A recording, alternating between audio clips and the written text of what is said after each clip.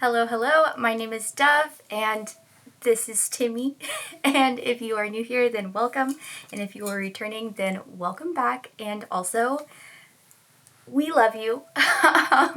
Today's video is going to be a little bit different than anything I've done on the channel before, not because of what I'm doing is different, but rather that the topic is going to be vastly different, because full disclosure, up until this point, I have never in my life actually cared about superheroes very much. And it's not for any particular reason other than it just was never my genre, right? I've seen quite a bit of superhero media. I've seen plenty of Marvel movies, especially during what I think most people would consider the Marvel golden age of the early to mid 2010s. But I wasn't invested in them, and I think I got the superhero fatigue that general audiences have been feeling about Marvel since probably Endgame, I guess.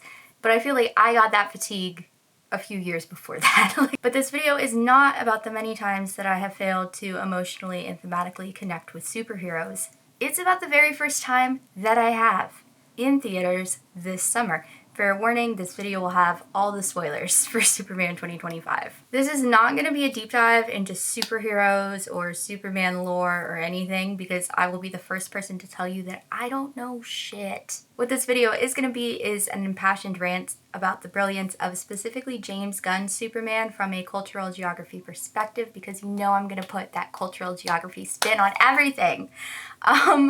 And then also, I guess, Superman as a character that I've come to know since seeing James Gunn's Superman. Which, by the way, today is August 30th. That was, a month ago. I'm pretty sure I saw it on July 30th. I had no interest in seeing this movie at all until I started seeing really thoughtful reviews from people whose tastes I already trust, who were, singing its praises.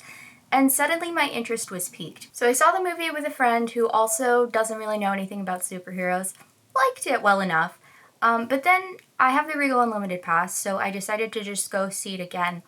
Loved it the second time. And then because it's free, I've since seen it 3 more times, which means that it has officially overtaken the 4 times that I saw 1917 in theaters, and it has tied it with La La Land as the movie I saw in theaters the most number of times. 5 times, you guys. I recently made it a point that every time I'm writing a script and I go to write in a joke about who should be sponsoring the video, I actually just reach out to the company about it. And Regal Unlimited, I haven't heard back from you guys, but you should be sponsoring this video because I've been doing advertising for you for free for years. I'm doing it again right now. I would go to war for you, even if it meant that I had to personally fight Nicole Kidman in a back alley. I think in a fair fight, she'd have me. But if we fought dirty, I think I could hold my ground. It's just a damn good movie, okay? And because I personally can't like anything a normal amount, in the month since, I have consumed an inordinate amount of Superman content, including but not limited to the first 2 Christopher Reeve movies, the original animated series from the 90s, about most of the first season of Smallville, and also an excellent show that they should also be paying me to sponsor. This one's on you, HBO. My Adventures with Superman, which season 3 is currently in post-production. It's on HBO. Jack Quaid voices Superman, which is really funny because whenever people think about Jack Quaid, I'll watch people watch reactions of the Hunger Games movies, and they're like, oh my god, is that Jack Quaid? Because he played Marvel in the original, in the first Hunger Games movie, and it was one of his first acting credits. And so I always think of him from that, and then again, he was in a really great rom-com with the woman who plays Maya from Pen 1-5 called Plus One. Great rom-com, highly recommend. But anyway, he voices Superman, and the animation style is Cowboy Bebop, and it's a really great show, and it has a heavy focus on Lois and Clark, very much peak their relationship, being flirty, being fun, on top of all of the other stuff that's going on. Love the depiction of Jimmy in that. Seriously, please watch the show, because season 3 is going to be coming out in the next probably few months. I don't know. Reddit says maybe October, November. And I'm going to be watching it. And I want to be able to talk to you guys about it. So your homework after this video is to go watch that and then talk to me about it because nobody else is interested.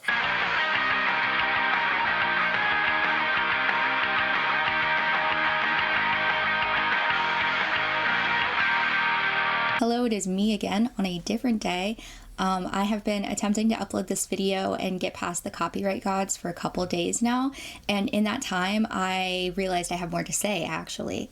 So I'm going to pop up a couple times throughout this with clarifying statements where I thought I didn't explain well, and I'm also going to give you a more thorough review of Superman 1 versus Superman 2 because I feel like I made it sound like I didn't enjoy the first one that much when that is not the case at all. So I'm just going to add that on at the end. But like I was saying, I actually can't like anything a normal amount. And over the past few weeks, I've accidentally become a 6-year-old boy who's obsessed with Superman. So much so that, yeah, I did make some postcards about it and how kindness is the real punk rock, which I also have a sticker version of that's currently in the mail and not here yet.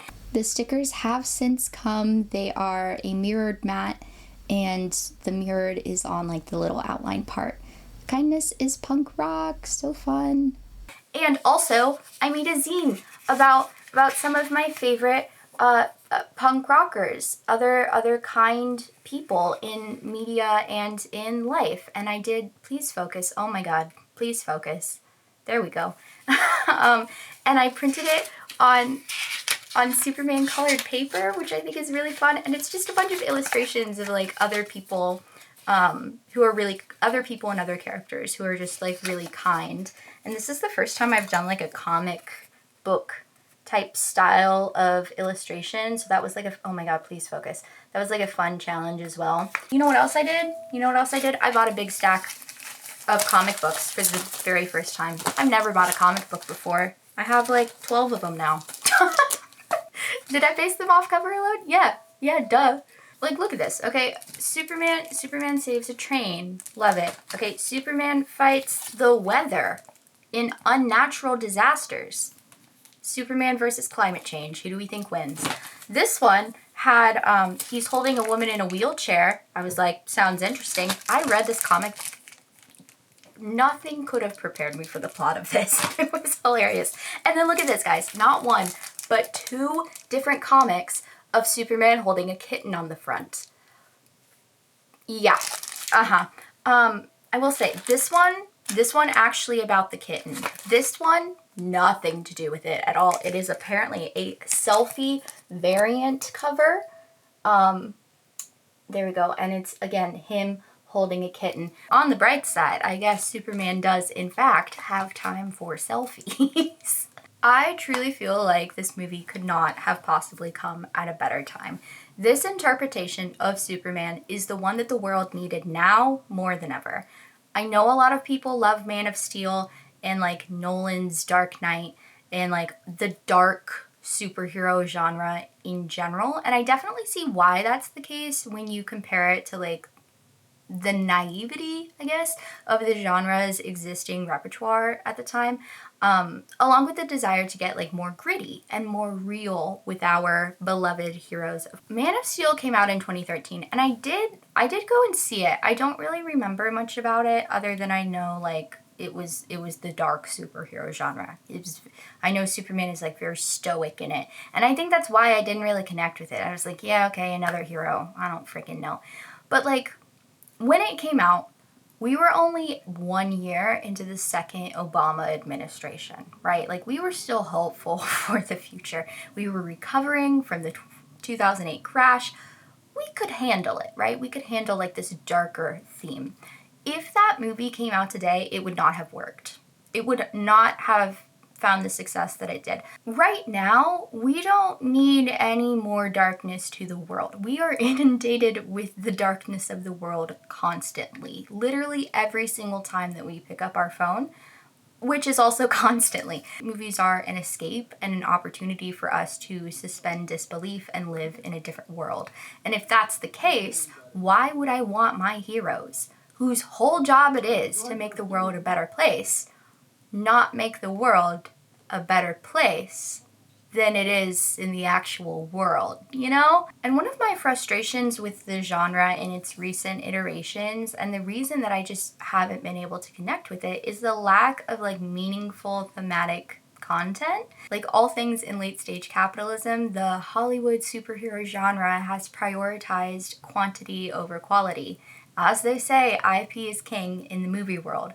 But they've dumped so much money into continuously pumping out these sure bets as quickly as possible that they forgot why there was a dedicated fan base in the first place. Instead of focusing their energy in making meaningful and equally entertaining content, they figured that it was enough to just like stuff scripts full of "he's right behind me, isn't he?" type of jokes and like familiar faces and needle drops to dance around actually saying anything at all.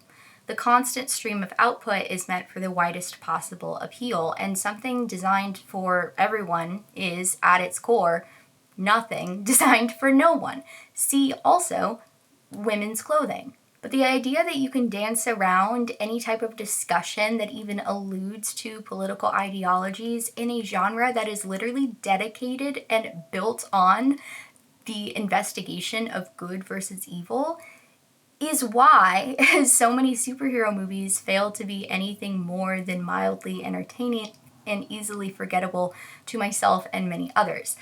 And it's also exactly why Superman is succeeding the way that it is. And that's something that I really admired about this movie. It wasn't afraid to say something.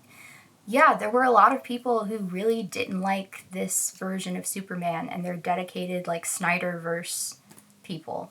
Okay, that's fine. But like the voices of the people who are pissed off are significantly drowned out by larger groups of fans and the laughter that comes from jokes when they actually land. Now is the time more than ever to be saying something meaningful. Now is the time to be proselytizing kindness and empathy. Now is the time to remind people what having hope feels like and the contagious power that it can have. I would argue that Superman's greatest strength, his biggest superpower, is the fact that he inspires that type of kindness and empathy in others. He inspires other people to be better because that's what he strives to be. And I think, like, that's really what it comes down to. Like, honestly, I'm going to go really into it, but that's basically what this video boils down to, is Superman makes people want to be better. And that is the greatest strength that you could possibly have. You trust everyone and think everyone you've ever met is like beautiful. Maybe that's the real punk rock. At its core, Superman is an immigrant story. It is. It just is. Place is more than just baked into his origin story. It's also the reason that he's a hero at all. So as a reminder, when we're talking about place, we're not just talking about space, right? So space is the physical location, okay? Place is the physical location and also all of the cultural nuances that make up the culture and experience of a space. Place is where things are and how they feel and what they look like and what you do. Clark is from a place that no longer exists and a place that he will never truly know. But on a genetic level, he was built to be there. Krypton has physically different conditions than Earth, and the humans living there were genetically adapted to suit them. Krypton orbited a red dwarf star as their sun, so the gravity on Krypton was 1.3 times that of Earth. Specific details vary, but the idea here is basically that on Earth, uninhibited by Krypton's physics, Superman is basically like a solar-powered super battery with a helium reserve. That's my that's my understanding of it. I could be wrong. I'm sure there's details. I'm sure some different branches explain it different ways depending on what piece of media you're watching. But basically, the power from the yellow sun, he's a solar super battery with a helium reserve. So on one hand, Superman is definitely like from Krypton, right? That's why he's able to do any of the things that he does that makes him Superman, right? But Clark Kent and then by extension, the character of Superman that he regularly plays is from Kansas. He's from the world of Smallville, and he has his secrets. So this is going to be like the first specific James Gunn movie shout out, call out, whatever. Oh my god, I love John and Martha. Holy shit, I love them so much. Oh, they're going to make John's death so painful and traumatic. And I'm not going to survive it. All the time that we get to spend with the Kents stands out as the warmest and most authentic moments in the movie to me. You can feel the love that this family has for each other radiating through the screen. Clark isn't an extraordinary person because of his powers. He's an extraordinary person because of his kindness, right? And his kindness came from the Kents, not from Krypton. I know some people were laughing about the fact that Clark had his bare feet out while he was eating cereal and talking with his dad, but in my opinion, this is actually a significant character and storytelling choice that I want to spotlight for a moment. My family is full of farmers, okay? My grandparents, aunts, uncles, all farmers. We weren't like farmers, but I did grow up on a farm. I've talked about it before. I was in 4-H. I had chickens and ducks and turkeys and all of that good stuff. We had goats, okay? They were pets, but like it was a farm. I had farm chores, right? And obviously on like real working farms, you're gonna need shoes to keep up with the job. You need steel toes if you're on the equipment side. You need rubber boots on the animal side. But going outside barefoot is just such a normal and accepted part of life, and it's also why I was so confused for a long time about who the hell is keeping shoes on in the house. Like, we hardly wear them outside unless we're going somewhere. On your home that is a farm, the ground isn't dirty in the same way that it is in the city. You're not looking out for like needles or trash. You're looking out for like stickers or the occasional rock or maybe some chicken poop. Which is, yeah, also dirty, but in a very different way. Your feet get really tough and like it's just fine. Like it doesn't I will say, living in the city for as long as I have now, my feet are so soft and weak and pathetic. It's kind of embarrassing. But it's good for us to feel the earth between our toes. I'm a big proponent of the fact that we need to remember we're literally animals, and like this is a whole soapbox I don't have time to go into, but I think part of the reason that so many of us are depressed and anxious and going insane, yes, it's capitalism, but it's also zoochosis. Like, guys, we're supposed to be outside looking at stuff. In Metropolis, Clark is constantly on guard. He's constantly putting on an act and never getting the chance to fully embody the person that sits between his two personas. But when he's at home with the people who know him best and love him most, he has the chance to literally and metaphorically take his boots off. He gets the chance to just be as Clark and let somebody else take care of him for once. And when he's off to fight again, there is Ma, ready to help him out, presenting him with the boots that she has already cleaned.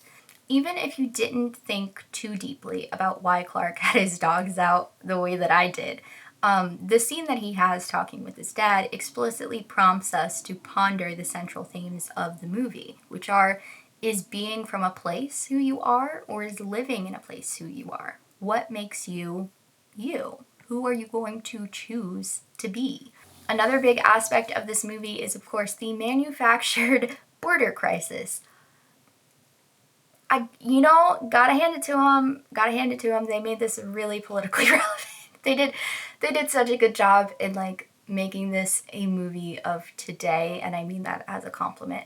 In James Gunn's Superman place is not just the setting, it's not even just the history, it's also like the main plot and the side plot and the socio-political commentary. The central physical conflict of this movie is based around, again, a manufactured border crisis and illegal land seizure.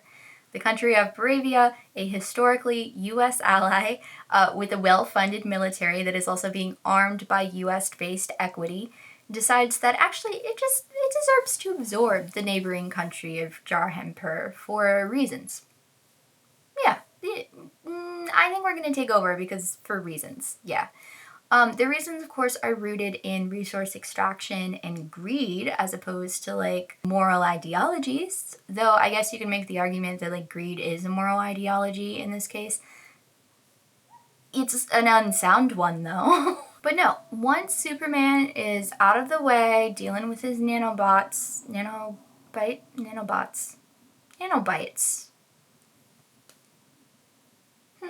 Don't remember which one it is. Somebody will correct me in the comments. Let me know, is it nanobots or nanobites?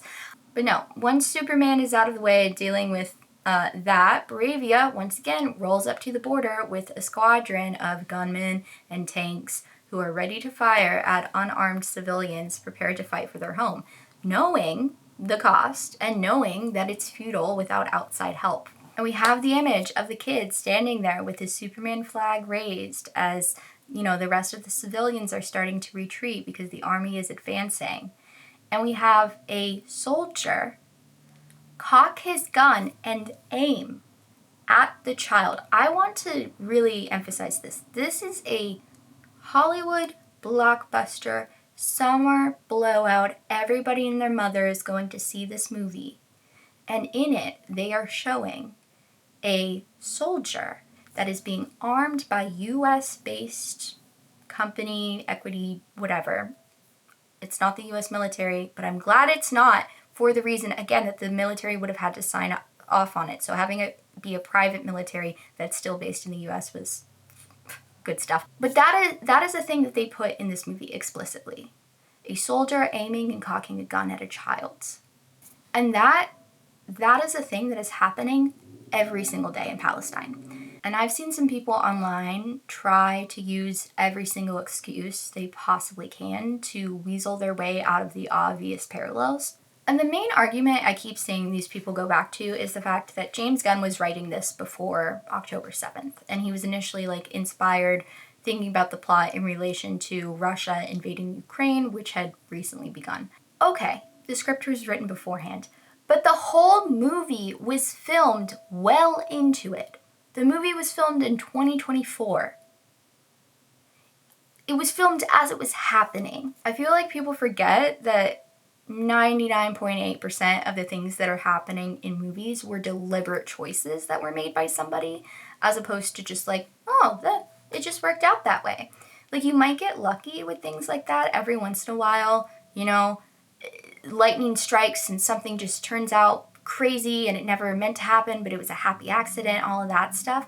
But those are the things that become fun facts. Like, they're so crazy and wild that they stand out because that's so uncommon. You know what I mean? Like, they're the whole, he broke his toe when he kicked that helmet. They're the very, very mild season 2 Severance spoilers. They're Adam Scott accidentally getting a concussion because he messed up a stunt, right? Like, when something that wasn't planned for happens, it gets talked about because everything is planned for. It is explicitly chosen, okay? As in, they were presented with options and they made a choice. If not by the director, then by the actors and producers. If not the actors and producers, then editors. If not the editors, then it was the set designers and the costume designers and the lighting techs and the production assistants and the script supervisors and you could keep going down the line forever. In fact, they literally do this at the end of every movie. It's called the closing credits. There are hundreds of people working to bring these movies to life, and the obvious parallels to Israel and Palestine didn't just appear from thin air on their own. And one of the arguments I've seen that I also think is dumb is somebody was saying, but it can't be because the aerial shots that we get of Hot Girl before she drops Netanyahu, what's his actual name? I forgot his actual name. Whatever, it doesn't matter. But the architecture that we get in the aerial shots, it's Russian. It resembles Russian architecture. It's got like the spires and stuff. Counterpoint, it could be both. It could be referencing both. And in fact, it is referencing both. I mean, even down to like, okay, we can acknowledge, he started writing the script because he was thinking about Russia and Ukraine. So obviously, that's a piece of it. I'm not denying that. I'm saying that it's certainly gotten even more important to talk about since then, hasn't it? And the visual choices that were made in the movie resemble something just as pertinent I feel like people are picking and choosing the visual cues that they want to take as evidence and the ones that they want to ignore. Because sure, the aerial footage that we get of Moravia looks like Russia, okay? The flag looks like Israel. the flags look like Israel and Palestine. Literally, because, and I feel like they made a point in the movie too to really show Moravia's flag. Like, he's always wearing the pin. You got it hanging in the background during his press conference, like all of this stuff. Jahanpur's flag is striped with prominent green and red, and then yellow that sort of stands in for white. And Moravia's flag has blue stripes and a star and yellow standing in for white. And then you get to like the central narrative as opposed to the plot. I do think they are separate, not independent, but separate things. The central narrative conflict of this movie is about the value that immigrants bring and how people are being preyed on by idiots like Lex Luthor to turn against them despite the value that they've brought and continue to bring to their communities. The news segments that are included in this movie are, unfortunately, such a great reflection of the exact conversations that are happening on actual news stations every single day. Lex uses common conservative talking points that are used to sow fear into the citizens of Metropolis. I'm scared. I will admit that I am scared, because who knows how large his secret harem is already. He says things like, oh, he came here to destroy us and our way of life, and how Superman is grooming us into submission. When the public support for Superman is brought up during the Luthor Corps meeting at the Pentagon as a defense against potentially bad optics of bringing him down, Lex brings up that his support is waning, according to chatter online. The reveal later in the movie that he's commandeered an army of angry monkey bots to sow the division online is yet another on-the-nose example of how real-world conversations are being manipulated online every single day through bots. Literally Russian bots that were interfering in elections. The fact that we just are like, yeah, that happened. Like, we know it happened. It's not even a crazy conspiracy. It literally happened. We've moved on from that too quickly, frankly. I think we should talk about it more. So yeah, bots. Hopefully not monkeys, though. By the way, I really don't like the monkeys. Oh my god. Guys, monkeys are... this is the whole thing. I don't like monkeys. They're so scary. I hate those... what are they? Capuchins?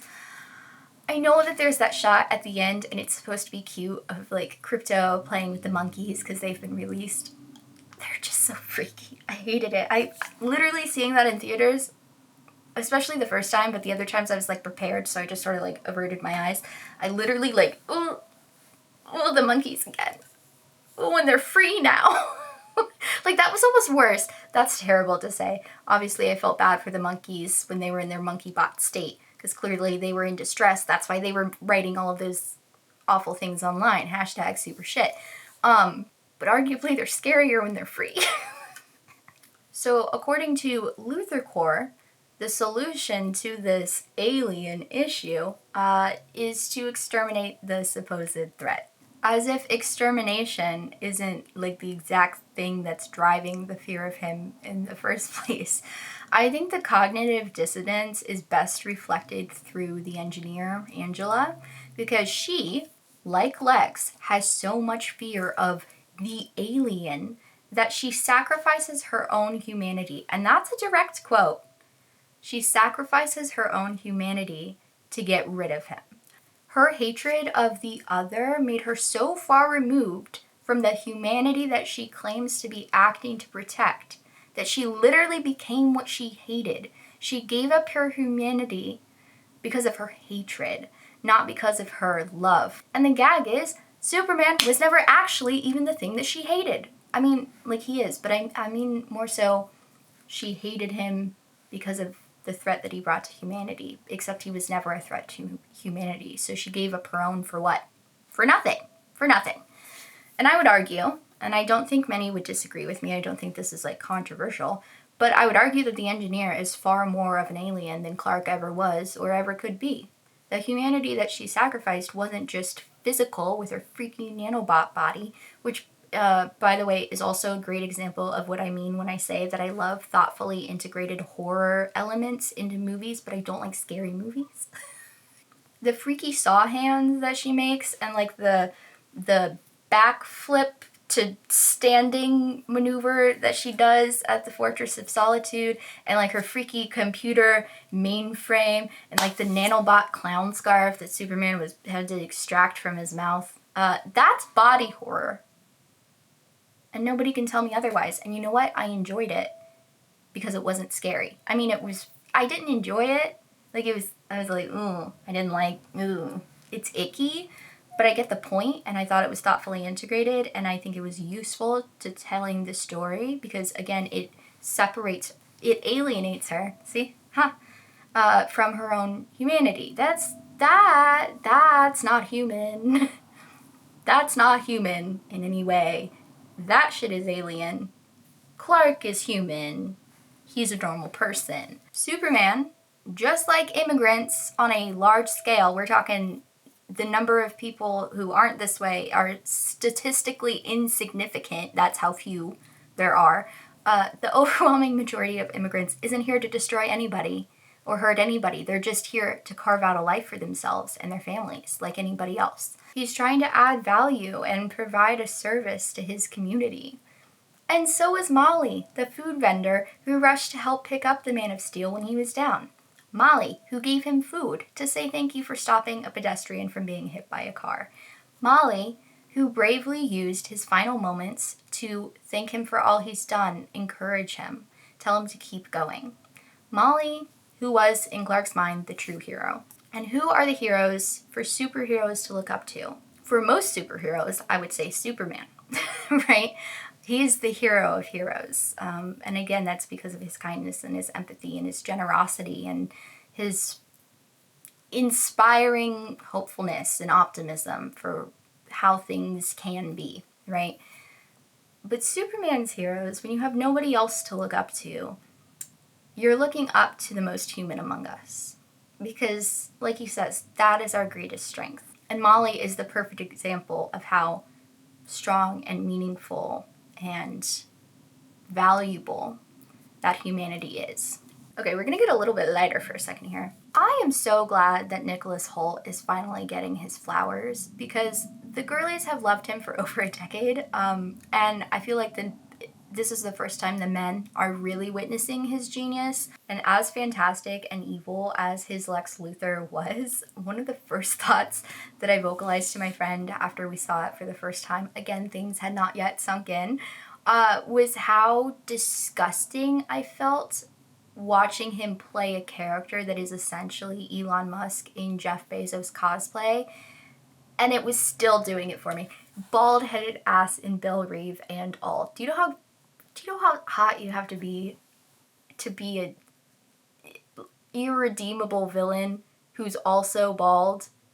And I'm still into it. But actually, let's just address it now because I didn't really know where else to say this. But the movie's cast is just smash after smash after smash after smash. We've got Mrs. Maisel. We've got Laurent from Twilight. We have a literal Victoria's Secret angel. Basically, everybody in this movie is hot as hell. And even the people who aren't, like, hot in a traditional sort of way still get the chance to be hot. Like, do I think that Metamorpho or Guy Gardner are obvious heartthrobs? No. But nonchalantly flipping off Bravian military while you destroy their shit after saving a child's life is sexy. Sorry. Sorry. And so is turning your entire, two arms into an iron hammer that smashes a tank. Sue me. That's hot.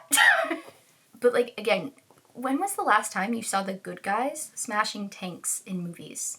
Tanks that are being used by a U.S. ally against a defenseless nation. That actually might be new. That actually might be the first time that's ever happened in a blockbuster. And if it isn't, please let me know. Please let me know. I want to see what else that happened in. I'm interested. And then there's the Jimmy Olsen of it all, okay? You thought my comic book purchases stopped at Superman? Wrong. I bought Jimmy Olsen comics too. God damn it.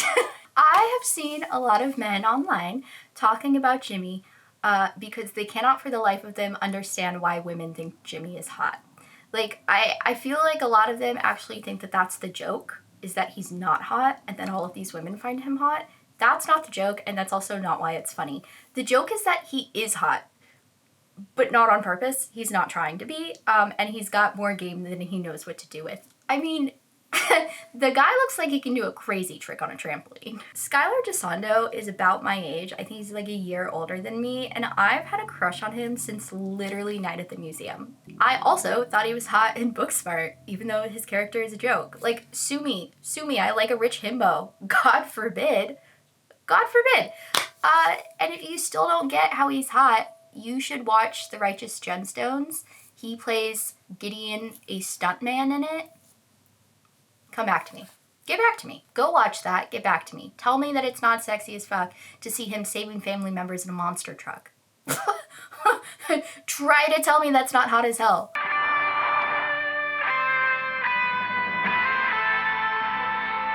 see how fast you motherfuckers can run. But back to Lex.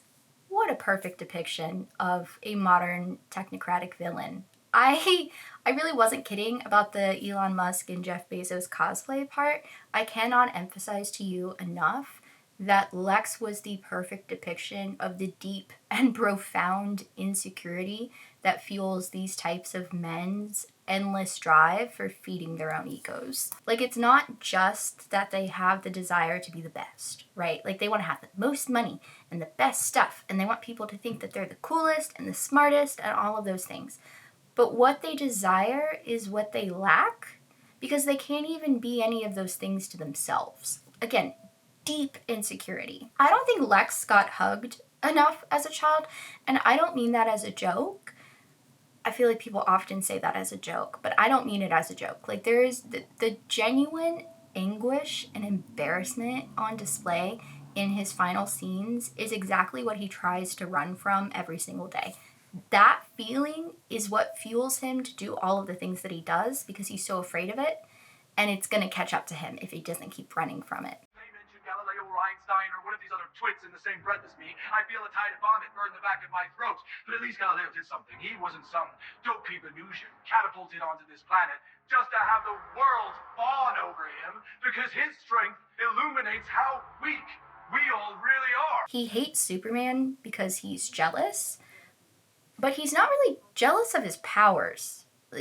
He is jealous of his powers, but not because he wants them for himself, right? Like, he literally has the money and resources to be able to stand up against Superman. That's how the movie starts, right? Like, he's getting his ass kicked because Lex has unlimited resources to do what he wants and make a pocket universe and clone Superman and all of these things, right? But the thing that he's actually jealous of isn't the strength. It's the admiration and respect and love that society affords to him simply because of who he is. Lex thinks that this is because of his circumstantial alien strength, which he never had to do anything to obtain and didn't really have to work for. It's made worse because Lex is smart enough and has the resources to do just as much good when he plays to his own natural strengths. He could have this thing that he so deeply desires. He could be loved and respected by the public if he had ever thought about anyone other than himself. But honestly, the whole thing is really sad. He wasn't shown kindness as a child, and it's like he doesn't realize that it can be given freely. His whole life has been transactional. So the idea that Superman is kind just to be kind, that he isn't there to take something from them, he isn't there for his own personal gain, is something so foreign to Lex he can't even comprehend it. Like, that has literally never occurred to him that is a possibility. Everything in his life is transactional, and it always has been. And because of this, it always will be. And honestly, it's, like, really pitiful. It's pitiful, and then the fact that it's so, like, ooh, that's embarrassing for you. That just, like, perpetuates the cycle. Because they can feel the pity, right? Like, they're well aware of it, and that just makes them feel even smaller and more insecure. And because they feel that way, therefore they are. And then that makes them lash out more which makes them more pitiful. And so it's just this sort of like endless feedback loop of like they feel smaller and smaller and smaller. Lex knows enough about Superman and his character and his ability to like see through people, not literally, although also literally, but he knows that Superman is like aware of this, and the fact that he is kind enough and genuinely wants more for him. Like at the end of his speech, I hope you realize it's your greatest strength too. Like even after all of this, he still can't like hate him. He still wants better for him because he thinks that he deserves it. That makes it worse for him, actually. He's like, oh, I wish you just hated me. Hating me would be better. But no, you don't even hate me. You feel bad for me. The cinematography in that scene, and when Lex is like, he sees himself being taken down by the media now, and he just gets, so small. The way that they use the camera in that moment, where the shot that we have on Lex is slightly looking downwards as he's just like about to lose it, and then we look at Superman and he's like up here and taller and bigger and looking down on him. It's like Superman is the immovable object that is just constantly blocking Lex's force that he's so desperately trying to make unstoppable and failing every time. Like, he wants it to be immovable object, unstoppable force. It's just immovable object and a guy trying to move him out of the way. Lex makes his own pocket universe to imprison those who threaten his power, right? Whether that's seizing bodily control of his enemies or harnessing his ex-girlfriend blogger who's threatening his image, it's a physical manifestation of all of his insecurities that are neatly stacked into these clear glass boxes for us to gaze at. He has curated a museum of his own shame, and even there, he can't control it. It's not like Lex isn't aware of the role that he plays in his own suffering, but it's like, instead of just looking at it and realizing that it doesn't have to happen, he mythologizes it, right? He says to Superman, my envy is a calling. It's a mission. It's the sole hope for humanity because it's what's driven me to annihilating you. It's interesting because a lot of Superman media, I feel like Superman is kind of like this godlike figure. He's basically impossible to beat. It's actually really difficult, I've seen, for people to write enemies for Superman because he has all the power and all the strength and all of the things. Like, he is essentially a god among men. So I find it really interesting then to like frame Lex's desire to take him out, to bring down this god as like a calling for him. And all of those, his 1A, 1A, 1A. Honestly, guys, it feels suggestively orgasmic. 1A!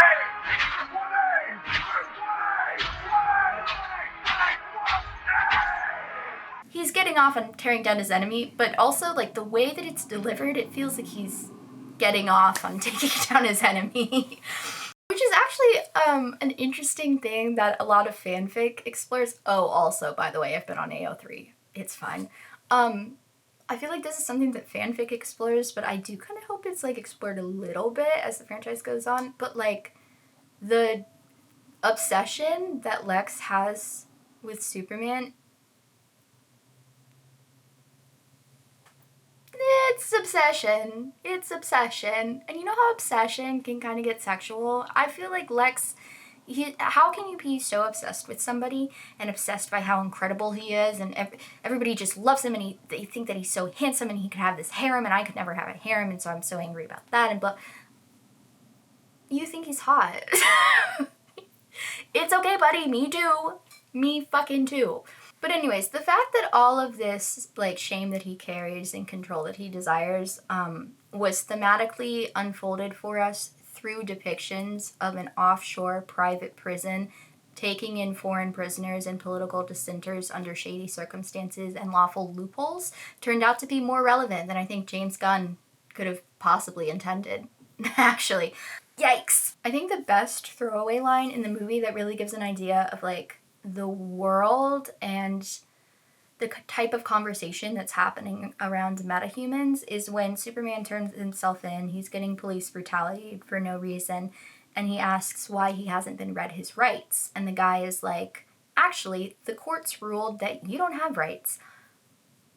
the courts ruled. So that means there was a case that was brought for one reason or another that went up through the court system and decided that actually aliens don't have citizenship and don't deserve rights. That could be a whole thing unto itself. It is difficult enough to like maneuver through a world if you happen to be stateless, because that does happen, right? People end up not being a citizen of anywhere. But Superman isn't even just stateless. He's literally planetless. Like, there is nowhere on Earth that he's from except for Kansas. And yet he's not a US citizen, according to the courts. And I know that, I haven't seen the episode personally, but I do know that Smallville tackles this conversation in an interesting way. When police come looking for a person, you know, who isn't a citizen, and Ma Kent, which, not my Ma Kent, not my Ma Kent, okay, Smallville's Ma Kent is like, well, he should do it the right way. And Soups is like, dude, I'm literally an illegal alien. Literally an illegal alien. You guys falsified my documents. like the hypocrisy. I love that they tackled that, though. Like, that's really important commentary. And frankly, it's a conversation we need to keep having. So I hope that it wasn't a throwaway line. I hope that it comes up again. Okay, let's talk about one of the big pieces of the superhero genre is the saving, right? Who needs saving and who is answering the call? Superman spends the first half of the movie just getting his ass handed to him over and over. And I think I've told you guys this before, but reaction videos are like my guilty pleasure content for hyperfixations, as well as like my long-term comfort media. The second that Superman hit streaming, they started rolling out reactions. This was like 2 weeks ago now. I feel like most of them have popped up in the last week or so, though. Because also, it went to streaming so early. Frankly, I don't think it should even be on streaming yet, but I guess I'm glad it is, because where else am I going to get the clips to add into this? Because I do have spots where I've written in notes to put in certain clips. Also, I need to think about how I'm going to get that footage anyways, because I kind of don't want to pay $30 for the movie when I've already pre-ordered the Blu-ray. Because I did. I came home from seeing it for the second time and immediately pre-ordered the Blu-ray.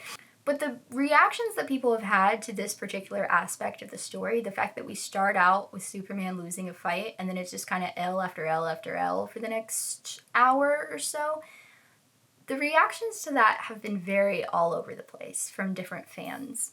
Again, I am in no way an expert here. I don't know how he's portrayed across the wide litany of universes, but I personally think that a key point of his character in media that I've seen is that while, yes, he is essentially a god who has all the powers and theoretically could be anyone and everyone, the ethos behind his actions and the desire to minimize harm means that he's always holding back. He never actually really goes to that full godlike potential. The thing is, Lex does have a point in that regard. He's not right, but he has a point, okay? Because if he wanted to, Kal-El could in fact do the thing that he was sent here to do. Like, straight up, strength and power wise, he could take over the world and he could serve as a supreme leader. He could also easily build a harem. I would be first in line.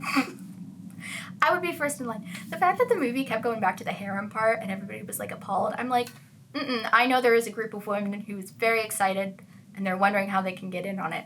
I know, because it's me.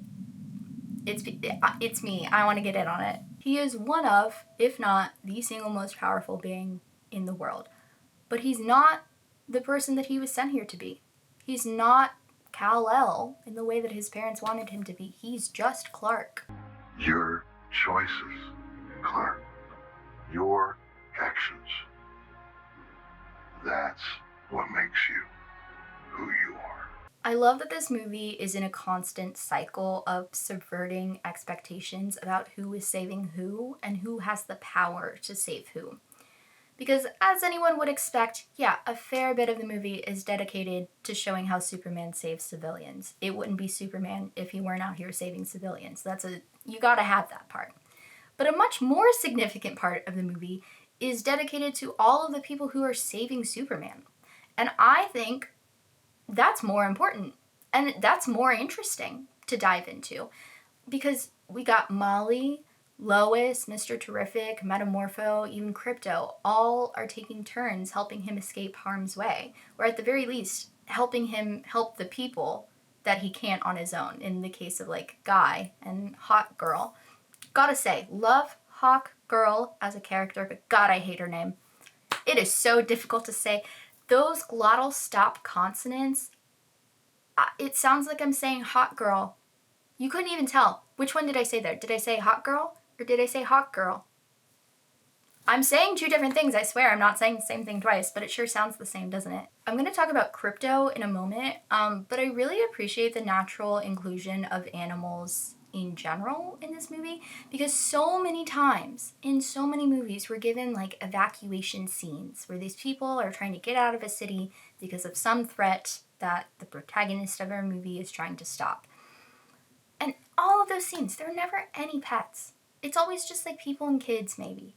No pets. This movie took the time to show us dogs and cats and that one sweet older lady with her turtles, which was adorable. I know that, number one, like, James Gunn, Crypto is based off of his dog. Adorable. Love that. Very good bad boy. But I also love Gunn has spoken about the moment where Superman saves the squirrel. Apparently the test audiences hated this, so much so that they actually took it out, but then in the cut where it wasn't there, James Gunn missed it so much that he actually couldn't live without it and just put it back in. He was like, screw you guys, you're wrong. Fuck a test audience. And honestly, I wish more directors would stand up to their test audiences. I think they're important, but I also think they can be wrong. And I think actually a lot of the time they are wrong. And people should stick to their vision. Because Superman saving the squirrel is like the epitome of Superman. Like, he sees all living beings as worthy of life and therefore worthy of protection. The big thing that a lot of people in the reaction videos keep calling a kaiju, they all just know that's what it is. And I was like, oh, new vocab word for me. I don't know shit, you guys. Actually, still couldn't tell you how to spell it. Didn't even look it up. I don't know if that's like, tell me in the comments, is a kaiju that specific animal? Or is it just like the word for a thing that grows big when it gets resources? Is a kaiju just basically a gremlin? Let me know in the comments. Also obsessed with the like little news shot where it's like metahumans kill thing. So fucking funny. Anyway, the point that I was getting at, he was hoping to relocate it or at least put it down less painfully. Now again, he is a farm boy, so I'm actually 100% sure that the man has had to put animals down before. That's a part of living on a farm. That's a part of life. And to be clear, I don't mean put down in the same way that, you know, we put down our cats or our dogs when their time comes. I mean, put down in a farm type of way, which is sad. It is sad. It's really hard to do. And it's also necessary sometimes. And sometimes it's the kindest thing to do, in the same way that it can be, often is the kindest thing to do when your elderly pet is in pain or getting towards their end. Superman has this idea, even for this big thing that's causing inconvenience, that's putting people at harm. And he feels that way because he saved the squirrel. It's all things, all people, all life is deserving of kindness and care and respect and empathy. That's who Superman is. To quote Temple Grandin, an autistic hero of mine, and also somebody I think Superman would really admire, nature is cruel, but we don't have to be. Crypto! What the hey, dude? And speaking of being a farm boy, I knew the second that we met Crypto, there was no way that was his dog. Again, farm boy. If Clark had a dog, it would be a well-trained working dog, not a literal heel nipper. Crypto, I love Crypto. He's a great character. Wonderful, adorable, love him. He's not a good dog. He has behavioral issues. Okay, well, this is why he has behavioral issues. Behavioral issues that Clark would not have ever stood for, okay? So it was almost like a little bit of a spoiler. I already felt it in my bones, and then when you said, not really, it's more of a foster situation, I was like, okay, so it really is not his dog. That said, making Crypto such a big... Oh, also, I forgot to show you guys. I do have a little illustration of Crypto. That said, I actually think making Crypto such a big part of the story was a genius play on James Gunn's part for a number of reasons, right? Number one, he's cute and people like dogs. That's automatically going to make people invested in your story. You make them like a dog. The dog is in harm's way. People are worried about the dog. People cares about what happens in your movie. That on its own, genius, okay? Number two, again, the way that Clark treats animals is like the essence of Superman. Okay, I love seeing him interact with the dogs in this movie, the squirrels. Again, not one, two comic books where he's holding a cat on the cover, okay? Whoa, whoa, no, no, Crypto, faster than squash a baby. Loved seeing that, but also having Crypto there as like an agent of chaos just added a level of unpredictability to moments that might have otherwise felt predictable. Because again, this is a superhero story. Someone is in danger, hero is there, hero fights danger, everybody's okay, right? That's the cycle that we go through, and that cycle does play out a few times in this movie. That's like every big confrontation. But Crypto being added in there, was he going to help or was he going to make things worse? That was a genuine question you were asking every single time he was involved. He was equally helpful and unhelpful. Like sometimes he caused the problems, other times he solved them. Like you can't trust him with the Kent's cows because he might kill them. But you can trust him to, disable Luthor's cameras that he has to control Ultraman and then force Ultraman into a fair fight so he actually can beat him, right? Like you can't trust Crypto not to gorge himself in the pet store that he broke into and like destroy Mr. Terrific's T-spheres. But you can trust him to beat up Lex Luthor in the really throw him around, hopefully give him a concussion in the process. Crypto, get the toy. But back to like who needs saving and who's doing the saving. Metamorpho and Mr. Terrific aren't surprising to like step into a helpful role since they are both fellow metahumans and this is a superhero movie. That said, it is refreshing to see Mr. Terrific's attitude about it because personally I relate to him on a deep level. The way that like he's there to help. He wants to help, he's gonna help, but he's gonna be really mad and annoyed about it in the process. And that so me. That is so me. It's the fact that he's mad about it on principle. And I really relate to that because I'm a person of principle and I feel like Mr. Terrific is too.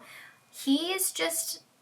The idea that Lex is employing such high intellect to do such dumb things pisses him off. Because nobody can deny the fact Lex is incredibly intelligent, right? Mr. Terrific, incredibly intelligent. He knows that Lex is on good footing to understand how to do all of these things. But it's the fact that he's using that intellect to be fucking stupid and to endanger everybody. Like, we wouldn't have the problems if you didn't cause them. Stop causing them, you fucking idiot. And even worse, like, don't use your super smarts to be... It feels significant, though, that never once in this movie is Lois portrayed as a damsel in distress, right? She's the one saving Superman. She's not getting saved by Superman. If anything, she's a damsel causing distress, and I mean that as a compliment. Mr. Terrific wouldn't have been there to open the portal that allows the gang to escape if not for Lois appealing for help on Clark's behalf. And by the gang, I do, of course, mean Superman, the mean dog in a cape, a weird baby, and a squiggle man. What? And then there's Eve. And I will admit, on the first watch, that first view of her just taking selfies in front of Superman getting his ass beat, it got a laugh for me. It did, because it was just so silly.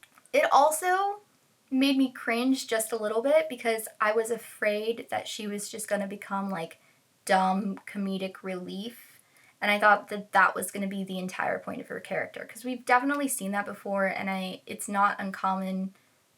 It just isn't uncommon to put a woman in that role and have her be like the silly, vapid, dumb, social media obsessed, attention obsessed person, right? And I'm not even like hating on that character, because frankly, people like that exist. Like I'm not saying that that's not like a reasonable thing to portray, because there are people like that. Dumb woman unknowingly embarrassing herself is a trope that I do feel like we've seen too often, wherein the butt of the joke is the woman herself. But no, once again, expectations subverted. The butt of the joke is us. It's us, because we assumed out of the gate that she's too much of a bimbo to be in any way smart or strategic. Like, the audience is Warren, and Eve is Elle, what? Like, it's hard woods. Now, is Eve a little crazy? Yeah. She is a lot. I will say she is a lot. But that doesn't have anything to do with her intelligence. Like, she is well aware that Lex is not a good guy, and equally well aware that there's not going to be an easy way to leave that relationship. She is literally, on-screen confirmed, a victim of domestic abuse. Eve! Get out of here, you idiot! Go! Move! And she has been paving a way for her own escape for who knows how long now. It's not even that she's just used to people underestimating her. She's literally counting on it.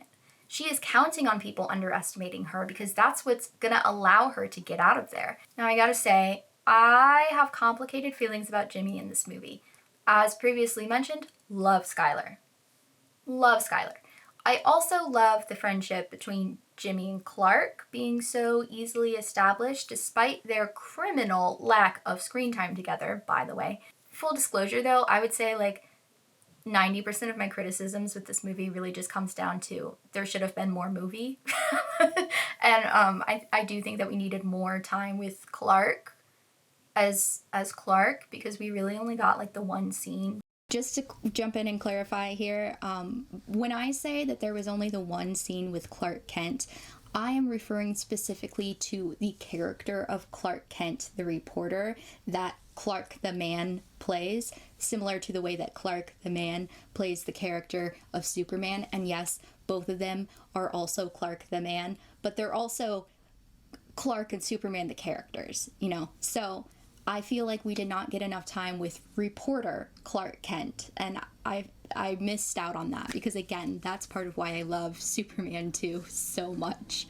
So Jimmy, his line deliveries are hilarious, particularly in the alleyway scene, but I think his character suffers a bit from the poor ratio of like how much screen time he's given, where he's treating Eve as nothing but a pawn for information, and how little screen time he's given to show that he's grown and learned from his mistake.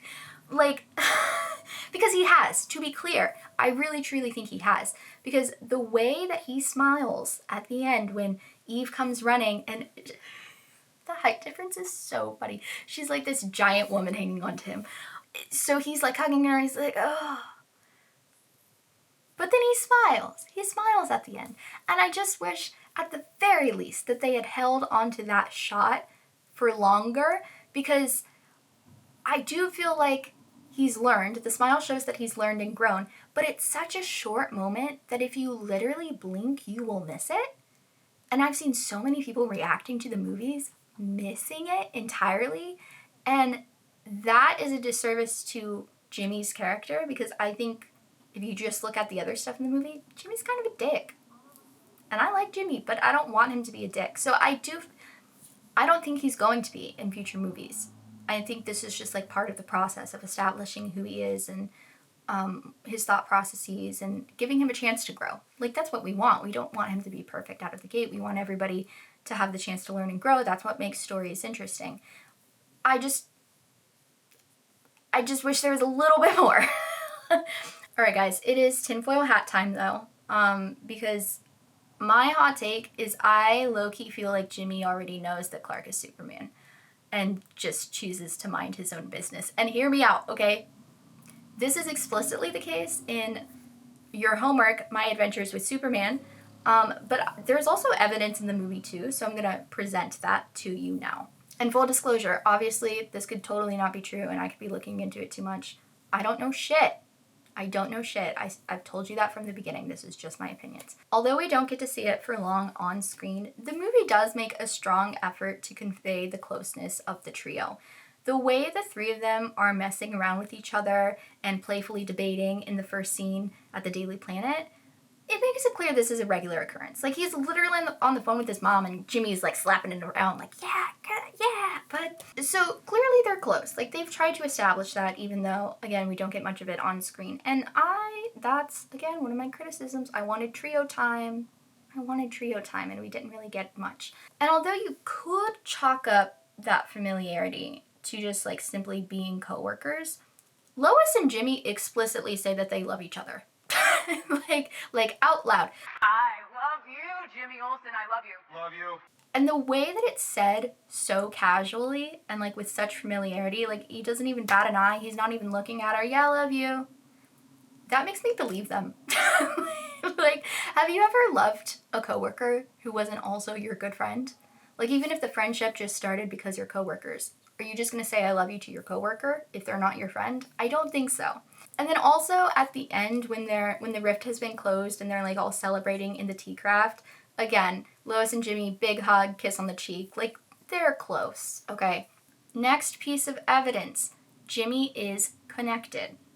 His game means that he's familiar with a lot of women who know a lot of things, even outside of Eve. Kat Grant is a known gossip, and the fact that her and Lois are friendly in this universe and that she knew she was dating somebody, it's gonna get back to him. It's people in the office, if a woman in the office knows that Lois is dating some guy, Jimmy's gonna know that Lois is dating some guy, even if Lois doesn't tell him. And then once again, because Jimmy has game, he can read game, right? He's very attuned with the way that women feel about him and about like men, right? He knows when they desire him, and he also knows Lois well enough to know that she would never show it in the same way that a lot of other women do. But he can still read a vibe. And just like Clark explicitly tells Lois in her kitchen, Jimmy was eating it up, the banter that they had going about Superman. And then at the very end, when they're like, how long has Superman and Lois been looking up? About 3 months, I think. I feel like Jimmy knows, and he's just really chill about it. He's just like, not really my business right now. Not my problem, not my concern. And I love him for that, actually. Now, different aspect here. Even though in the movie they're clearly good buddies, Jimmy and Clark, at no point through the whole movie does he ever reach out to Clark while they're working on the Superman story. Despite knowing that Clark is very familiar with him and gets a lot of interviews with him. Never once asks where he is, doesn't seem particularly concerned that he's disappeared, and doesn't ever return as Clark Kent on screen. Seriously, I cannot emphasize the criminal lack of Clark Kent. It was just the one scene. It was only one scene. That's not enough scenes. But yeah, no, Clark just disappears. Jimmy's not concerned about it. He's not asking him for any interview. Did you get a hold of Superman? Nope. No questions. Personally, if my work friend went disappearing at the exact same time as Superman after he's, had like a decent relationship with Superman and consistently is able to get exclusive interviews with him, I think I may be questioning, if not his identity, at the very least his safety. Personally. Maybe that's just me. But either way, I don't think he's going to need to be told. I think if he doesn't know already, he's going to figure it out on his own. But I really truly think he knows already. Not to bring the vibe down, but we're gonna get serious now. Christopher Reeve, his Superman, famously tells Lois Lane, There must be a reason for you to be here. Yes, I'm here to fight for truth and justice in the American way. You're gonna end up fighting every elected official in this country. That was the official motto for a while, and then I believe more recently it was changed to truth, justice, and a better tomorrow, which, A, better slogan overall. And also B, who says that a better tomorrow can't be the American way? If you are not from the US, I need you to listen to me closely, because I'm saying this so earnestly, I'm trying to convey it to you. You actually don't need to inform us of what a shithole our country has become since it's been commandeered by MAGA. Trust me, we are well aware. Frankly, we are much more aware of it than you will ever be, and I'm sorry if you disagree with that statement. You can argue with the wall. Again, my whole thing is about cultural geography. I'm from the place. This is my cultural geography. If you're not American, you're just never going to understand it to the level that we are. Even if you understand it in different ways, and that's cool, and that's a valuable perspective. But you don't need to tell us that things are going to shit. We're well fucking aware. You're reading about it, we're living it, you know? We have the cultural context to understand the intricacies and the nuances of it and the ways that it is so deeply entrenched in our culture and systemically supported. Honestly, a lot of it can just be traced back to Protestantism, but that's a whole other, that's a video unto itself. As a whole, we are not proud of the moves that our country has been making as we have literally slipped into a fascist regime. Actually, now that I think about it, I do think that's one thing that liberals and conservatives can all agree on. Lex Luthor sucks, and also things aren't going great. But being ashamed of the actions of our politicians and of our government doesn't mean that we hate our country. And even when we do hate our country, it doesn't mean that we don't also love it. Because our country isn't just our government, it's also our people and the cultural values that our people hold. Am I ashamed and embarrassed of everything that's been going on over here? Yeah, obviously. I think you're a crazy person if you aren't, right? But I also see evidence every single day that that's not who we are as a people. The government is not its people. And the American people and the overarching values that we hold, those are something to be proud of. I know that Superman generally gets kind of clowned on for being like corny, right? Like he's just big blue Boy Scout and all of that stuff. But he's the American hero that we really needed. He's somebody that we can actually look to for hope. Again, no shade to the Snyder versus Superman, Man of Steel, whatever. But very stoic, right? Very like dark and doesn't lean into the human side of his emotions. This version of Superman makes me feel hopeful. Every single time I'm walking out of that movie, I feel hopeful for the future and hopeful of who we can be and hopeful for tomorrow. Do you know how long it's been since we have felt that as a culture? It's been years. I would honestly, since Trump won the first time. I talk about this in the context of the Hunger Games a lot, right? Like hope is a necessary form of rebellion. It's radical when you can lean into it. It's the thing that gives us power and gives us the spark and keeps the flame going to make change. We need hope if we want things to get better. And if we as a culture haven't felt it in so long, how can we fix anything?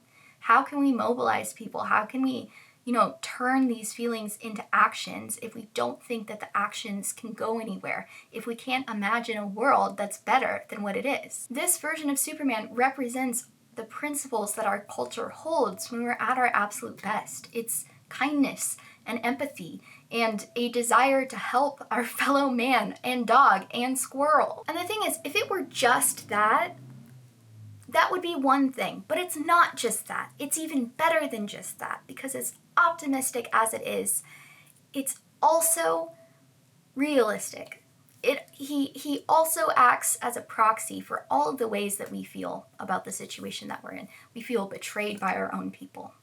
We feel disenchanted by what we thought we were supposed to be versus who we've been set up to be. We feel abandoned by the people in power whose job it is to care about us and foster environments where our society can thrive. And they are the ones creating the system that failed us. They're the ones that are encouraging this division and this hatred and this, taking each other down to push our own agenda and our own needs and make sure we end up on top. I know a lot of people have a lot of feelings about actually making his parents be colonizers. I don't think this movie would have worked as well if that weren't the aspect, because it's so easy, I think, for Superman to just become American propaganda. It would fall a little bit flat, because I don't think any of us can just be patriotic right now. Yes, that's what he was set up to do and who he was set up to be, but he chose to do better. And that's who we have been set up to be, and we can choose to be better. And that is a radical thing to be putting out into the world on such a large scale with such a big audience and a big platform and a big hero. like you can, like, just, I'm getting emotional thinking about it, to be honest. Like, it's what we needed. It's what we needed, and it's when we needed it. I actually think the score is what best reflects this paradigm. I am a big movie score person. I always have been. The one for this movie was so good. John Murphy and David Fleming really did their big one with this. I do hope that it gets nominated for the Oscars.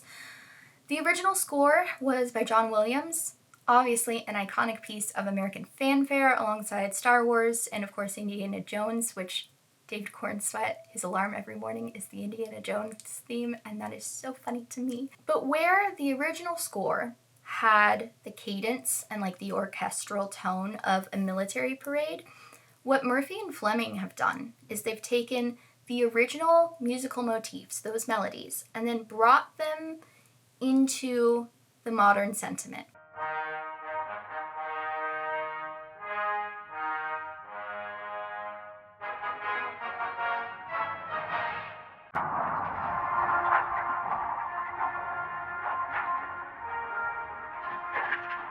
It's the classic melodies, but with dissonance, right? Like it's the main theme, but with this bittersweetness that just sits underneath.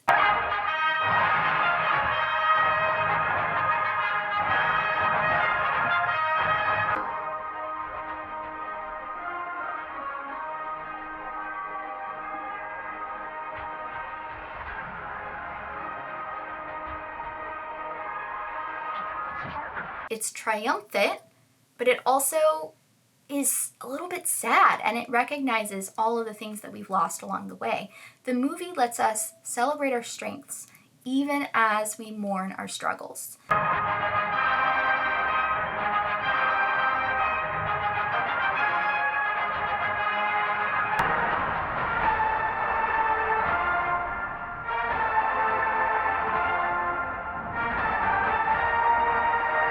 The music literally sounds like a reflection of what we can be, what we should be, and who we are now. We're so far from perfect. We are. But most of us are trying. Most of us wake up every day, and like Superman, we try to make the best choices that we can. And we fail all the time.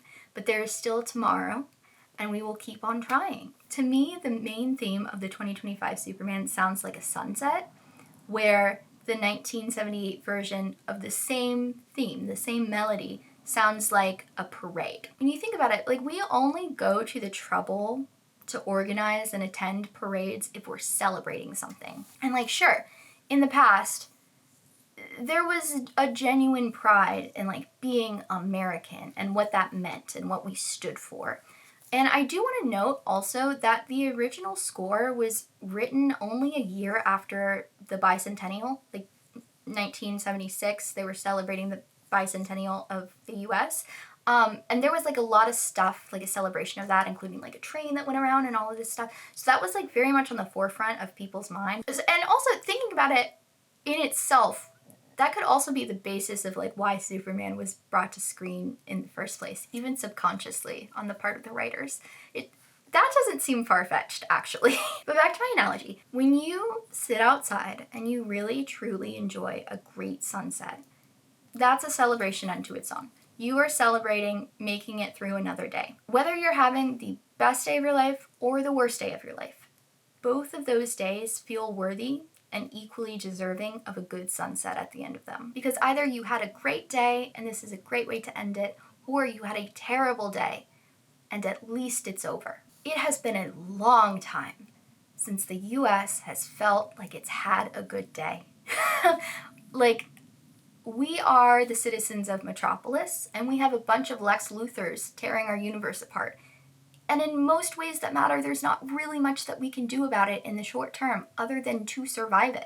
And like, yeah, sometimes we're really stupid. Like in the scene with the kaiju, right? Like, we're all just kind of looking at it instead of moving ourselves out of danger. We watch it and we just assume, oh, he'll save us if he gets close. Like, it's fine.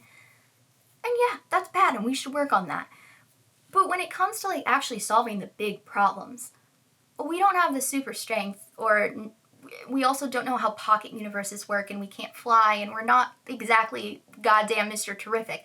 The only way that we can truly help that situation is by helping each other and staying out of harm's way in the meantime. It feels in its own way like a version of We're Here Because We're Here. And if you don't know what I'm talking about, soldiers fighting in the trenches during World War I began singing We're Here Because We're Here, because we're here, because we're here, to the tune of Auld Lang Syne, which is the song that we sing on New Year's. Now, if you haven't before, I highly recommend either reading or listening to John Green's essay about this song and life and friendship and a lot of things, also titled We're Here Because We're Here.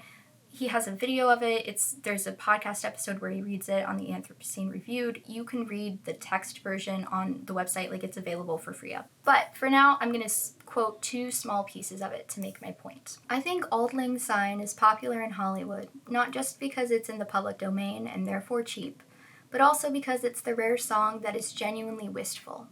It acknowledges human longing without romanticizing it, and it captures how each new year is a product of all the old ones. When I sing Auld Lang Syne on New Year's Eve, I forget the words, like everyone does, until I get to the 4th verse, which I do have memorized. We two have paddled in the stream from morning sun till dine, but seas between us broad have roared since Auld Lang Syne. And I think about the many broad seas that have roared between me and the past. Seas of neglect, seas of time, seas of death. I'll never speak again to many of the people who loved me into this moment, just as you will never speak to many of the people who loved you into your now. And so we raise a glass to them, and hope that perhaps somewhere they are raising a glass to us. In her strange and beautiful interactive memoir, textbook Amy Krauss Rosenthal, Amy wrote, "If one is generously contracted 80 years, that amounts to 29,220 days on Earth. Playing that out, how many times then do I really get to look at a tree? 12,395? There has to be an exact number. Let's just say it is 12,395. Absolutely, that's a lot. But it's not infinite, and anything less than infinite seems too measly a number and is not satisfactory." In her writing, Amy often sought to reconcile the infinite nature of consciousness and love and yearning with the finite nature of the universe and all that inhabits it. Towards the end of textbook, she wrote a multiple-choice question. In the alley, there is a bright pink flower peeking out through the asphalt. A. It looks like futility. B. It looks like hope. For me, at least, Auld Lang Syne captures exactly what it feels like to see a bright pink flower peeking out through the asphalt, and how it feels to know that you have 12,395 times to look at a tree. And then later in the essay, he goes on to say, although she was a playful and optimistic writer, Amy was not deluded about the nature of suffering or about its centrality in human life. Her work, whether a picture book or memoir, always finds a way to acknowledge misery without giving into it. One of the last lines she ever wrote was, "Death may be knocking on my door, but I'm not getting out of this glorious bath to answer it." In her public appearances, Amy would sometimes use that recursive lament of British soldiers and transform it without ever changing the tune or the words. She would ask an audience to sing that song with her. We're here because we're here, because we're here, because we're here. And although it is, of course, a profoundly nihilistic song written about the modernist hell of repetition, singing that song with Amy, I could always see the hope in it. It became a statement that we are here, meaning that we are together and not alone. And it's also a statement that we are, that we exist, and it's a statement that we are here, that a series of astonishing unlikelihoods have made us possible, and here possible. We might never know why we are here, but we can still proclaim and hope that we are here. I don't think such hope is foolish or idealistic or misguided. I believe that hope is, for lack of a better word, true. And the music from this movie opens that same feeling inside of me. It sounds like a sunset that we are all watching together. It also looks in the movie like a sunset that we're all watching together, and is also literally a sunset on a set that we are all watching together. The last, tiny little piece, it switches again. And it stops sounding like a sunset. And for the last few moments, it starts sounding like dawn. start sounding like a better tomorrow. We're here because we're here. And no matter where you are, I think here, your here, my here, is worth investing in. And Superman reminds us that our duty, the way that we can invest in that, is to show up even when we don't know what to do, to help people even when it's not convenient, and to see the best in people when we can, and search for the potential when we can't. And like Superman says at the end of Superman 2, which is an excellent movie and you should watch it, and you should tell me what you think about it in the comments because I'm obsessed. Sorry I've been away so long. I won't let you down again. I hope you guys enjoyed this video. I had so much fun making it. Before we go, I'm going to go through some of my favorite things just that didn't fit anywhere else in this that I loved about the movie. Number one, the argument scene. Oh, I was on the edge of my seat. Best scene in the movie. So freaking good. Their chemistry was off the charts, both while they were making out and also while they were fighting. It truly felt like a real couple's argument. And it also was like such an explicit discussion of the themes, which is really what we need right now, frankly, with the way media literacy and also just normal literacy is going. But I think the part that made it so brilliant is that they're both right. Like, the argument was frustrating because there isn't a clear side, because they are both right. Clark was right to save those people because people were going to die, and Baravia should not just be invading Jarheim. Like, he's right. And Lois is also right when she says that you didn't consider the geopolitics of it all, and you're now acting as a representative of the US and, you know, doing things against our allies, and that has consequences. Both of those things are true. And it's not like she didn't think, I feel like a lot of people are interpreting it as she doesn't think he should have saved people. Not her point. She also wants to save people, but being a little bit more strategic about it. Oh, also, how can I talk about this scene without, super shit? Come on, Lois, you know that one specifically irritates me. So funny. Anyways, that was brilliant. The alleyway scene, I already kind of talked about it, but so fucking funny. Skylar Sandoz, his delivery, he has 3 lines that like really make me laugh, and it's the way that they're all delivered so differently. Okay, the first one, it's when she's like, so we can be together? And he's like,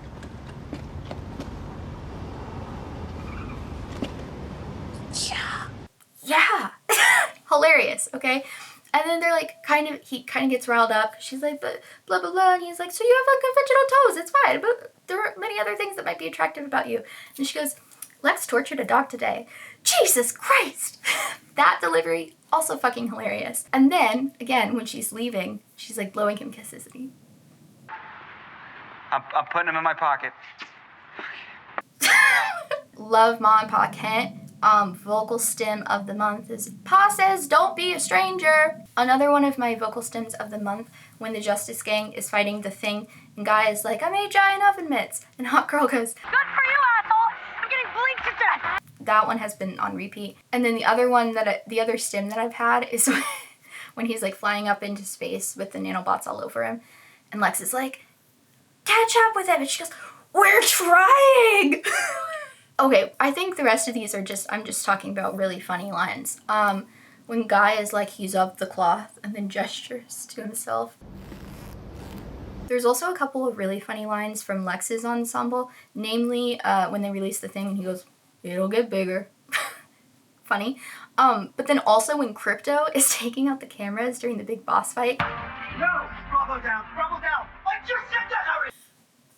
Has no right being that funny. Also Steve on the phone begging his presumably ex-girlfriend to let him talk to their cat, Persephone. Yes, she will care. Cats can recognize the sound of your voice.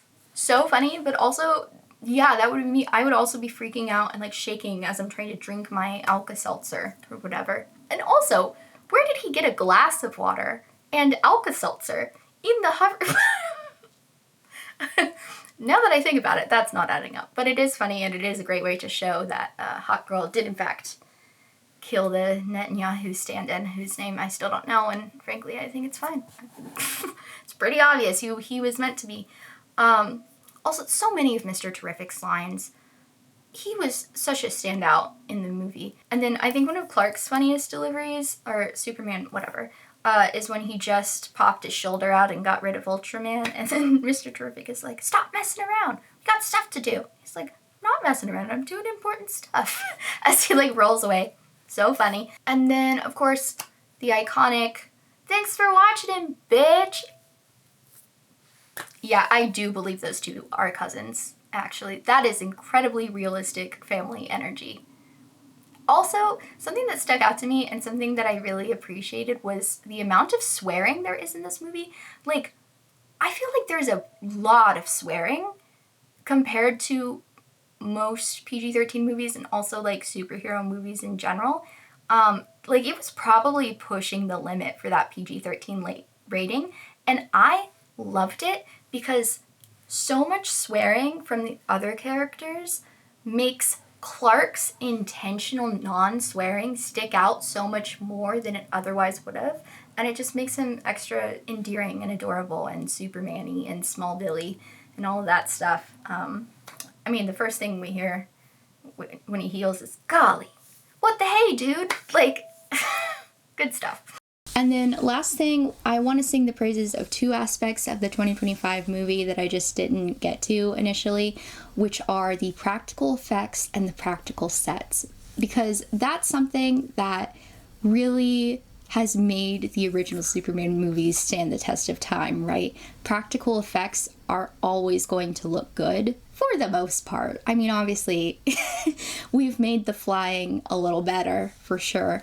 But for so long, they had really gone all the way to the other end of the spectrum, right? Like everything was just VFX. And VFX are very valuable, but I think what we're realizing now is that the real answer is to lean on practical and use the VFX when we really have to, which is also, you know, the same reason that a lot of the movies from the 90s hold up. Like Jurassic Park still looks insane. And yeah, there are some VFX in there, but they only used it when strictly necessary because they absolutely could not find a practical solution. And so I really respect James Gunn, you know, making use of practical effects and practical sets as much as he possibly could. And even in the moments where it's like the sets aren't real locations, like in Lex's control center room, I don't even know what we want to call that. But like, even in those moments where that can't be like a real location, they were still using volume sets, which is like, that's the new big thing, right? That's the future. And they've been using that technology for a few years now. But I'm really excited to see where they take it. But all of the on-location sets were gorgeous. I mean, the bullpen at the Daily Planet, that was a real location. The Hall of Justice, not only the real location, but also the real location that the Hall of Justice was based on in the original comics. Oh my gosh, that building at the end where they have their kiss, I don't know if it's a mall or what it is, but all the ironwork and the glass ceiling, like, gorgeous, beautiful location. Somebody let me know where that is, and whether it's a mall, because it is a beautiful place. I know they filmed in, I want to say Cleveland, and maybe just Cleveland, maybe also Cincinnati. I don't remember. I know Cleveland for sure. But you guys have some beautiful architecture there. Gotta give you credit. Also, briefly talking about the costumes, I loved Superman's costume. I love the trunks. I think it needs the trunks. Sorry again to the Snyderverse, but it looks goofy without the trunks, if you ask me, which I know is like the exact opposite opinion that many people hold, where they think it looks goofier with the trunks. But without the trunks, it's too blue. It's just too blue. And Man of Steel, man, I keep talking a lot of shit about Man of Steel for somebody who hasn't seen Man of Steel in years. But like, I feel like the colors in that are already so desaturated, and then you add in the lack of trunks and the navy blue suit, like the dark blue suit, and it's just too blue. It's too blue. But the costumes in 2025 were so good across the board. Even the extras costumes, I love this sort of like retro vibe that they went with. Lots of 60s and 70s inspired fashion and silhouettes and colors. But it didn't feel like it was trying to be in the 70s, though. It very much felt like 2025 does 1960s and 70s, and I mean that in a good way, not in a costumey way, not in a spirit Halloween way, you know what I mean? Also, Lois's outfit that she wears with the wide leg pants and the t-shirt and her little vest, number one, I wear that exact outfit basically all of fall. In fact, I should have worn it to make this update. That's gender, personally. That outfit is my gender, actually.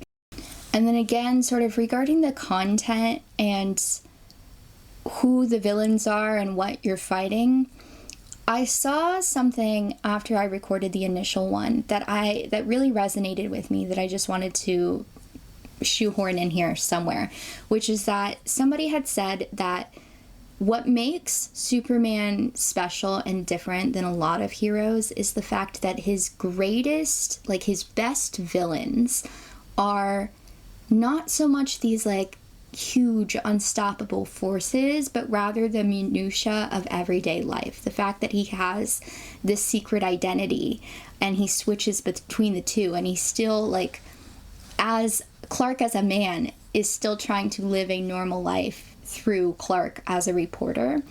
Superman isn't just like a big blue Boy Scout, okay? He's a big blue public servant.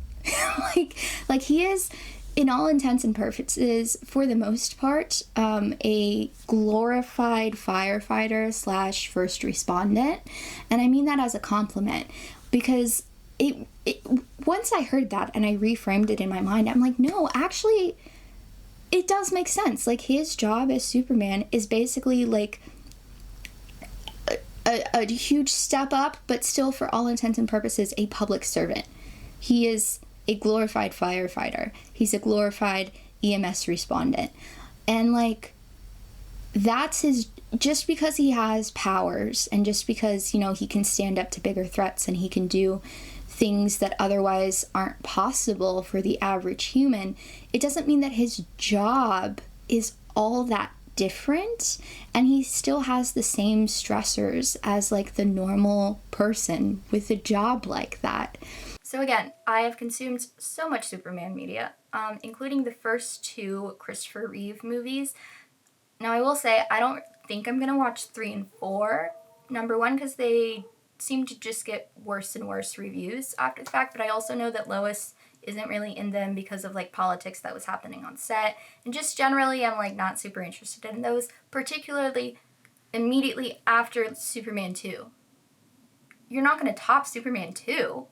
That's a perfect movie, no notes. Now, Superman 1, it was fun. I had a good time. It wasn't like moving for me. It wasn't like as groundbreaking as Superman 2025 for me, okay? And part of this is surely because I didn't grow up on it and this was my first time watching it. Do you have a girlfriend?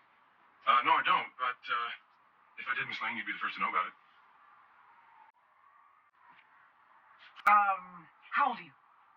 Over 21. Oh, I get it. You don't want anyone to know how old. Okay. And how big are you? How tall are you? About 6'4". It was just a great vibe. Like, I loved the costumes. A lot of the dialogue was fun and very earnest. I think it started out slow. There were parts where I kind of got lost and I wasn't like too invested at any point, but it was just a good vibe. It was funny, had a nice time.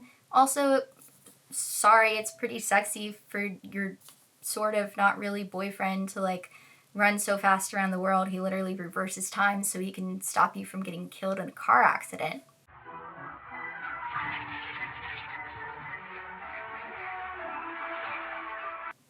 That's hot.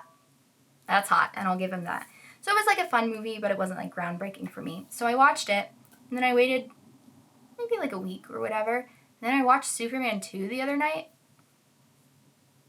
Perfect movie, no notes. Superman 2 is to Superman 1 what Catching Fire is to the Hunger Games. That movie has everything.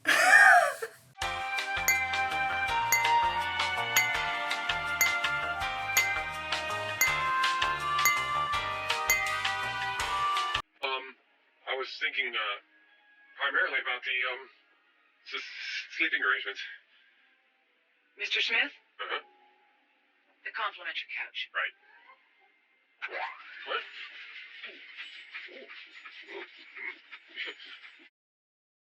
It's so fucking good. Oh my god, it was so funny too. Also, funniest line in the whole movie. I know that Superman was originally created by two Jewish men, right? So I'm glad I knew that, because when Superman saves the little boy from falling into Niagara Falls, but there's just a voice in the background after he saves this kid, and she goes, What a nice man! This is Jewish. it had me cackling. It was so good. So fucking good. And low-key, I would kind of love an interpretation of Superman where he grows up Jewish too. Like, he's still in Kansas and everything, but like, I think that would be cool. A cool way to give some additional like context and culture in the future, like in different interpretations. But it's not going to happen with this one, probably. And that's fine, but I just think that's something that would be great to explore in the future if it hasn't already. And if it has, I would love if somebody points me in that direction, because I would like to see it. Superman 1, in most ways, is like better, right? Like, it has a much more focused and tight storyline. There aren't as many plot holes in it. It has a better focus overall. The effects were a lot better. All of those practical effects were incredible. And even though they do still have a decent amount of practical effects in the second one, I definitely feel like some of that bigger budget went to early computer effects, which made the effects worse overall, because even though they put the computer effects in 1980, need I say more? I do feel like a lot of the acting performances were better in Superman 1. That said, I think Superman 2 is significantly funnier and overall just like delighted me more, and therefore I liked it more. The reason that I say I like Superman 2 significantly more is because I liked it significantly more, not because it is the better movie, okay? I think it is generally more entertaining. It has larger portions of the movie are dedicated to the parts that I think are the most enjoyable. So like Superman and Lois just sort of being domestic and silly. I think the comedy in Superman 2 resonates more with me. I was laughing most of the movie. And I will say too, I know that some of the parts that are funny aren't necessarily meant to get a laugh. But I still feel like it's different than a lot of movies that are like so bad that they're good. I don't feel like when I'm laughing at the parts that maybe weren't meant to get a laugh, that I'm disrespecting the movie in any way. I feel like the movie itself, like as a thing, has enough of a sense of humor that it doesn't mind that I'm laughing at the serious parts. Does that even make sense? That said, Superman 1 definitely drags at points. I feel like it starts out really slow and it kind of lost me for a little bit there. And by the time I was like sucked back in, that's why I felt like I was like a little bit lost and I didn't really know what was going on. But I want to make it so clear, even though I didn't really know exactly what was going on, I didn't really care because I was having a good time still. so like it all worked out, because the parts of Superman 1 that do shine, really shine, and most of those are just the scenes between Superman and Lois. The dialogue in that movie and the scenes between those two are so good. So good. I was kicking my feet. I was blushing. Their chemistry is insane. And that's why I like Superman 2 so much, because we get even more of that, except instead of it being focused on Superman and Lois, it has a significantly heavier focus on Clark and Lois. And Clark as a character is developed more. And it's focused more on the man as opposed to the hero. And I personally am more emotionally invested in that. I also just love the sheer volume of minor speaking roles in both of these movies. With the way that the entertainment industry is today, I feel like everything has grown so plot focused. We have trimmed all of the fat off of the meat and there's just nothing left to chew on, really. Like, you know, TV shows don't have filler episodes anymore. Movies are getting longer, but they're just using that to pack in plot as opposed to giving us moments to breathe and enjoy things simply for the sake of enjoyment. And I feel like both of these movies give us the opportunity to do that. Like in Superman 2, when we're doing our big final boss fight with Zod, so much of that fight is just dedicated to us watching how the citizens are reacting and the things that they're saying. And it's funny. It's funny and it's enjoyable, and it's not something we get the luxury of indulging in very often anymore. And so I found that really charming. Now, Superman 2, does the plot make sense? No, not really. Are there tons of plot holes? Yeah. Do I care? Not one bit. I don't care, actually. I am not watching Superman 2 for like a groundbreaking storytelling, okay? I'm watching it for pure entertainment, and entertainment it's full of, okay? It is so funny. It is so enjoyable. It's corny. It's cheesy. It's silly. And I think that has its place, and its place is in my heart. Okay, this was so fun. Thank you again for joining me. Please be sure to like, subscribe, leave a comment down below. I want to hear your thoughts on the new movie. I want to hear your thoughts on Superman 2. I want to hear your thoughts on My Adventures with Superman on HBO Max, Season 3 coming soon. I will promote it for you, HBO. Tell me about it. Tell me about it. Also, still campaigning for Regal Cinemas. You guys should really sponsor me. I'm literally giving you free advertising right now. Anyways, we got Superman stuff. There will be stickers of this. The zines are already in the shop, whatever. Thanks so much for hanging out. This was really fun. Couldn't focus on literally anything else in my life until I did it, so you know how it is. I never know how to end these, but thank you to all of my patrons and my subscribers and all of the new people watching this, and let's all geek out in the comments like we are 7-year-old boys with Superman underwear. Okay, bye!